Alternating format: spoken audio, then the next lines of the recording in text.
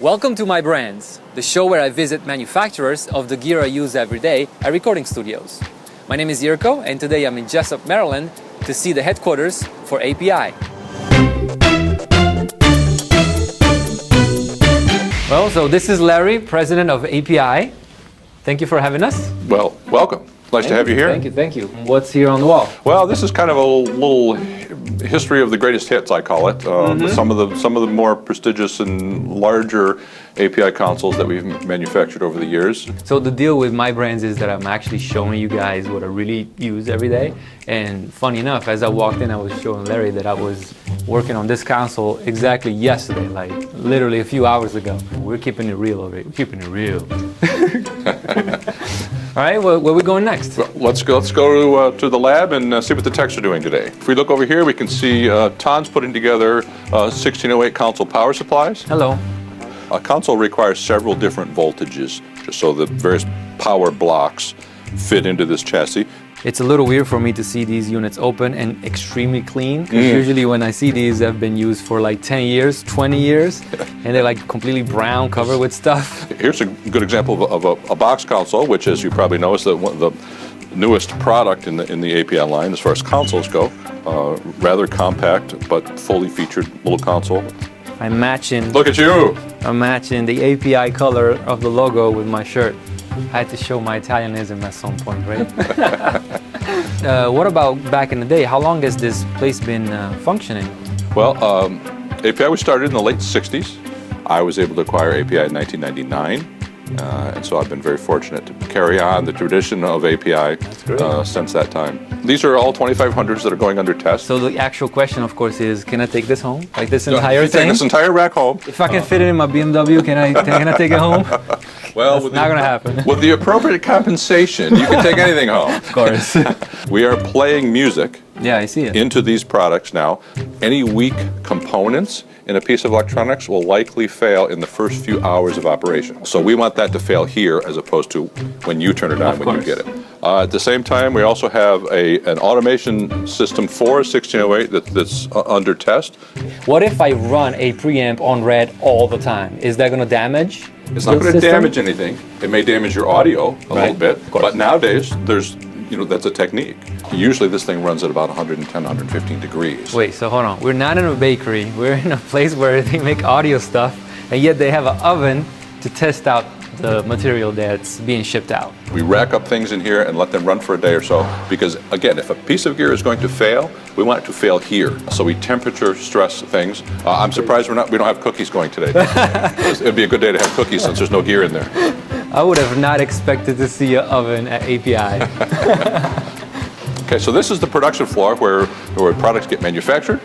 And here's the assembly of 2500s. Patricia's working on 2500s.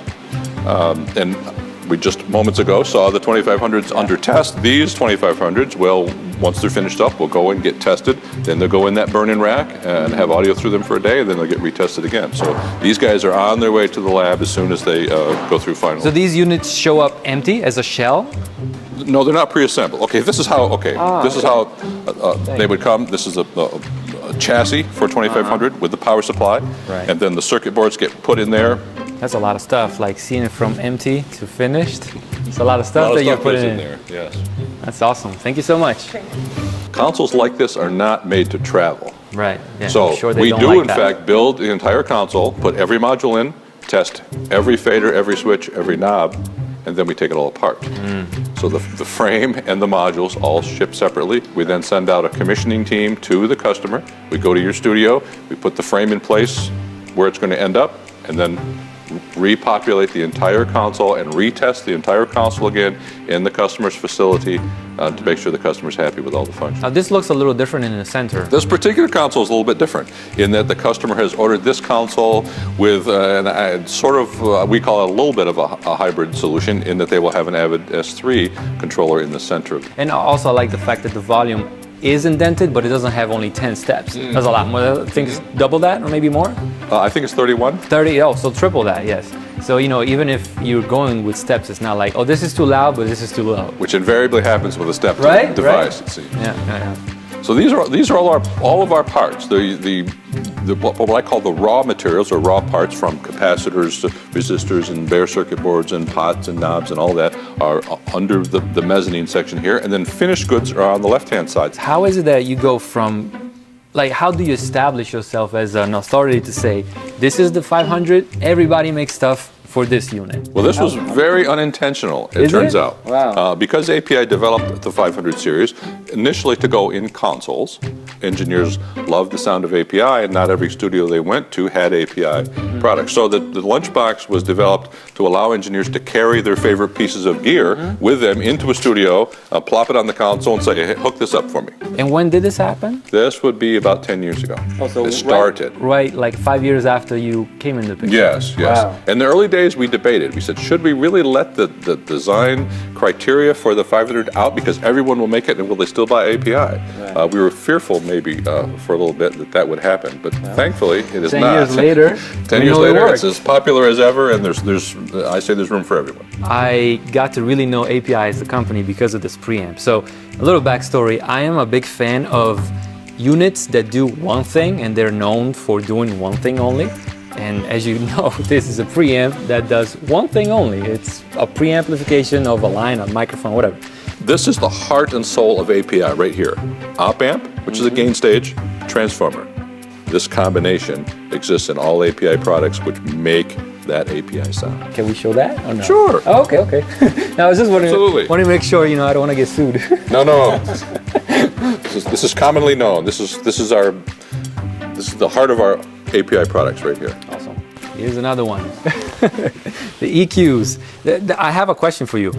Why is it that when the digital version of this EQ came about, the indentation, the +2 dBs increments, still stuck, when in the digital realm you can do whatever? You can do continuous. Yes. Why is that?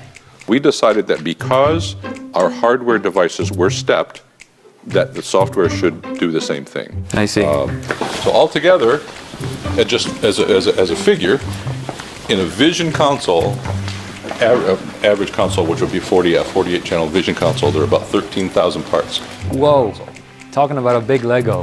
Yes. They all have to be in the right place, and they all have to do the right thing at the right time to get your audio either tracked or mixed properly. So now we're going to go to the coolest part of the whole place. You can take a look. Oh, snap. We're keeping the dust off this old antique. Look at this thing. Wow. This is a console that was manufactured in the early 1970s, 1971 or 72. This console was owned by Les Paul in his home studio in New Jersey. Look at this. But see, this is technology that's 30 or more years old that operates the same way as the products that we build today. These EQs, for example, are very old, but we build 550As that look just like that and operate just like that today. So that means I can pop out this one and get one from the production line, pop it in, and it'll work just fine. It will. Wow. That's crazy.